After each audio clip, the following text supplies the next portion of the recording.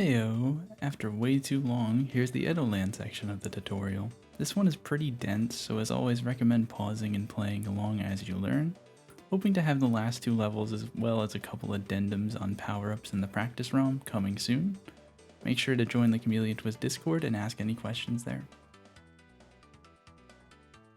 Run to the top right corner, then vault up right and slingshot off this roof. Do 2 full tongue extensions, and then the second one should reach the wall and you can jump up. I try to fling myself up and slightly right, so I release around this part of my tongue. If you end up sending yourself more right than up, you can try to catch your tongue on the bottom of the surface here, and then jump right to deathward.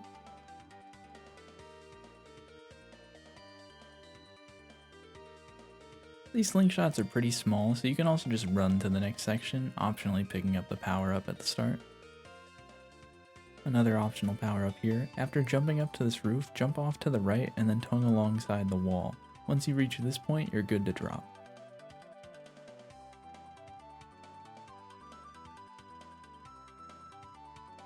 This next section has a pretty difficult trick called boat skip that will be covered at the end of the video, but for now we'll just proceed to the right. As you approach the boat, see down to zoom out.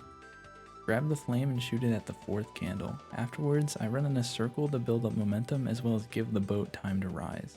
Then jump and parasol left, do 1 small tongue extension, and then extend to the boat. From the boat, you can jump and extend towards the tree. Alternatively, you can extend and hit the wall and then jump up. Something to keep in mind for this section is that the boat placement is random, so you'll have to react as you jump left to see where the boat is. Run off the corner here for a small death warp, then run up to this wall and tongue straight left, then extend to the platform and jump up. Repeat again on the next wall. Run through the section like this to avoid the rotating platforms. Then at the edge, jump and parasol and tongue up left a couple times, attempting to attach to the side of this platform. Fully retract and jump up to warp. This mini boss can be a bit tricky to do well. What I'd recommend for beginners is just zooming out the camera and standing at a distance, then use R to aim and pick up the bombs after the first bounce, shooting him as he comes down on the second bounce. Then pick up the bombs spawned from that bounce to shoot him as he comes down from the next bounce. Then repeat that until he dies. Alternatively, you can just try to run under him as he lands. This can be kind of wonky, but the bombs explode and sometimes do all 3 hits. Since this boss has 5 health, you can do this just twice to kill him. If you want more detail, in the description I'll link to Mro's tutorial for this mini boss, which goes more in depth, including what to do with power-ups if you want to gamble.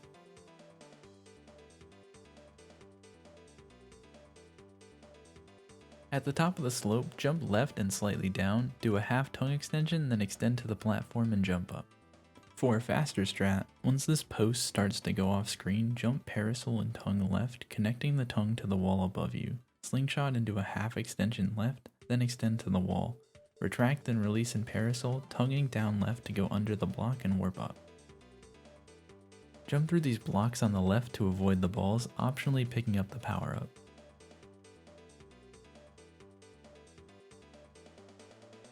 These water platforms are random. Once you've made it a little bit to the left though, you can just jump and tongue all the way to the edge.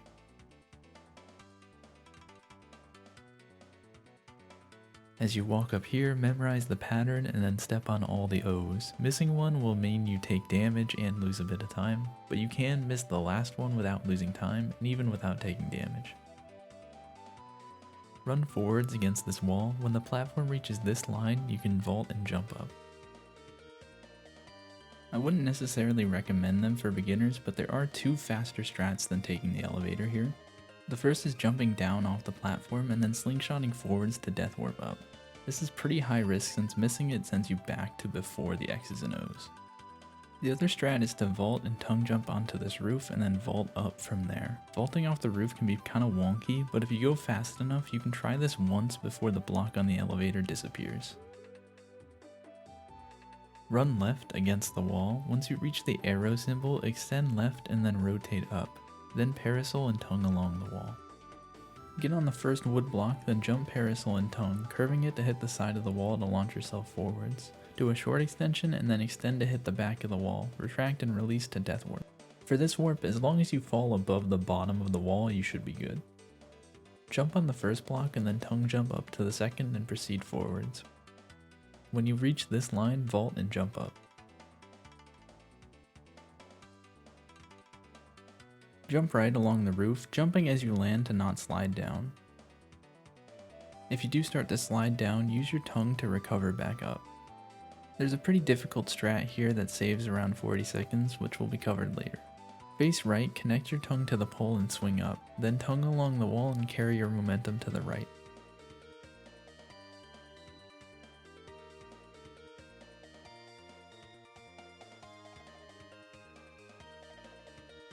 Jump on the first platform, then vault and tongue jump off the wall, and keep doing that until you get to the top. Stand on the button and then tongue along the wall, attaching near where it comes to a point. Fully retract and jump left to death warp.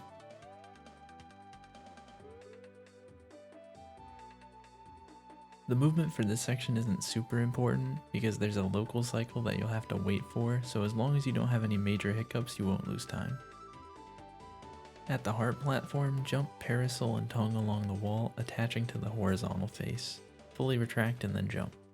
This movement is just maximizing safety since you want to avoid falling down the roof at all costs. At the end, we have to wait for this left wall to fully close and then open back up again before we can progress anyways. Once I hear this sound, I run in a little circle, then vault and tongue jump up. Stand around the top right edge holding R and left. Once the platform rises all the way, tongue and jump to the pole. Rotate up, release, then tongue the wall and jump up.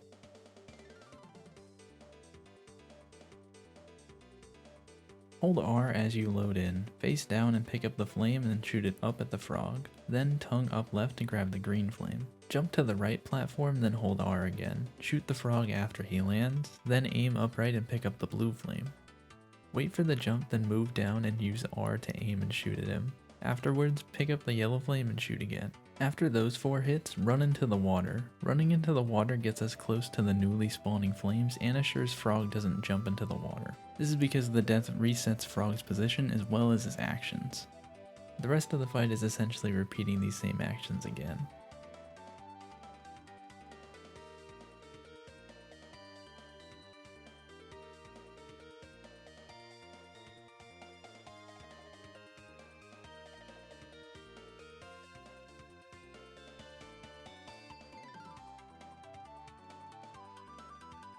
The first trick we'll cover is Boat Skip. Boat Skip is a relatively hard trick, but since it saves a decent amount of time and the boats are kind of annoying to deal with anyways, I wouldn't blame you if you want to pick this up early. First thing to mention is that the optimal way to get to the pillars is to do a slingshot forwards off this roof. Only the roof itself has collision, there isn't like a surface below it, so you want to aim for the roof itself. The start of this trick is vaulting off this pillar. The thing to know is that this pillar will fall down if you are on the bottom half of it, so try to stay to the top. For the start you have 2 options. The first is to run and then do a running vault onto the pillar and chain that into another vault and then immediately tongue. The second option is to get onto the base of the pillar, then stationary vault up, then from the corner use R to face right, then run and vault. Either way, once you jump out of the vault, immediately tongue straight forwards. After retracting, jump and parasol. After the jump, your tongue will be on cooldown for a small period of time. You can, but don't need to if you have enough height. Use this time to drift forwards to get some extra distance, but this will make the tongue shape a bit harder. Once your tongue is off cooldown, extend it straight forwards, then curve it back to hit the wall. Release descend Fred forwards, and then keep extending your tongue forwards for the full duration to conserve your momentum. After around 5 extensions, you'll get the warp. There is an alternate method that is slightly slower but generally a bit easier for beginners. The first steps will be the exact same, but instead of straight forwards, angle your tongue up and slightly to the right. Launching this way can make it to a different warp which is less strict on height.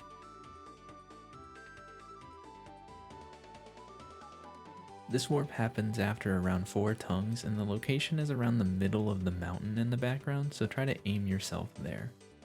One nice thing about this method is if you go too far to the right, you'll just end up at the boat section, so it isn't too bad.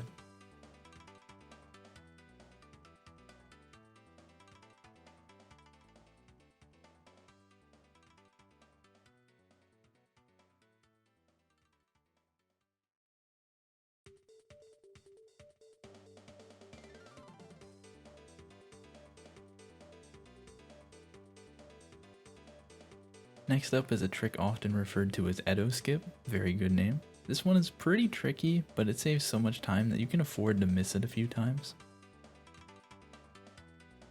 The easiest way to start is to run up against the right edge of the last moving wall, let it push you down the roof a little bit, then vault forwards.